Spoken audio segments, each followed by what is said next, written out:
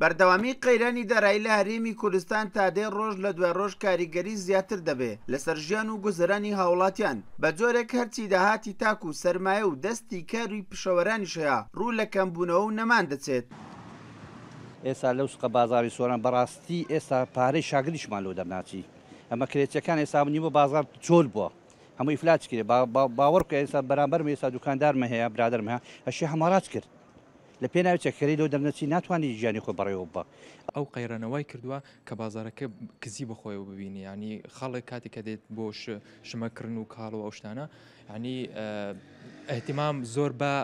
وەکو بڵێن کڕینەکە نادا ئەحتەم بەوەدا کە پاشەکەوت بک بۆی چکە کاریگەری وای لێ کردووە تەنها بیر وەکو بڵێن نەک جلوبەرگ و بەڵکو تەنها بیر لە خواردن و تێرکردنی زیکی خۆی بکاتەوە هیچی تر نیە. وێڕای کەمی داهاتی تاک و نەبوونی کار و بەردەوامی کارپێکردنی سیستەمی پاشەکەوت بۆ موچەی فەرمانبەران هاوکات بەرزبوونەوەی نرخی دۆلار لە بازاڕەکان ئەوەندەی تر جموجۆڵی بازاڕی چەق بەستووتر کردووە. لاگەری بەرزبوونەوەی دراوی دۆلاریش نرخی کاڵا و پێداویستی و خواردن و خواردەمەنیەکان بەرزبوونەوە بەخۆ دەبینێت. ئەشیانی مەسەن دۆلار بەرزە نەشت لە کوردستانی بزانم سعری خۆی فرۆشتە مەجبورە ئەویش دەبێ هەبە سعری خۆ فرۆشتەوە ئەویش زەرێکی زۆرە بۆ دوکاندار و بە هەموو دوکاندارەکان یعنی هەموو ئیشناک جلوبەرێک بە تایبەتی جلوبەرگیش هەمووی دۆلارە کە موچەش ڕاستی کاریگەرێکی زۆری هەیە لەسەر بازار موچەی وەلی کردە کە خەڵک مەسەڵەن پارەی نییە ناتوانانی شتێ بکڕێ ئیدی هەردوو خاڵە بە تایبەتی کاریگەری زۆری هەیە لەسەر بازار بە کوردستان بەعام بە شێوەیە گشتی بازار زۆر کەم بووە ئەوەش دەگەڕێتەوە بەرزبوونەوە دۆلار خاص بازاری ئێرە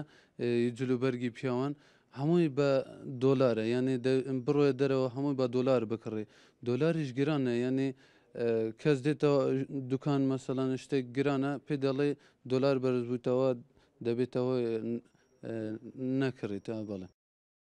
ئەگەرچی حکوومەتی هەرێم لە هەوڵی چارەسەرکردنی قەیرانی داراییدایە بەڵام دوای 2 ساڵ بەردەوامی ئەو قەیرانە ژیانی هاوڵاتیان قورس و زەحمەت کردووە هاوڵاتیانیش پێیان وایە هیچ ئاسۆیەکی ڕوون نییە هەرێم تا چەند ساڵی تر لەو قەیران و کێشە و گرفتە داراییەدا ڕزگاری دەبێت.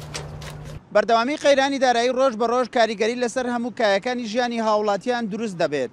لە ئێستادا لە قەزای سۆران بەقەت ژمارەی دوکاندارەکان ئەوەندە هاوڵاتی و کڕیان لە بازار نابیندرێن. عوسمان کورسات نیوز سۆران.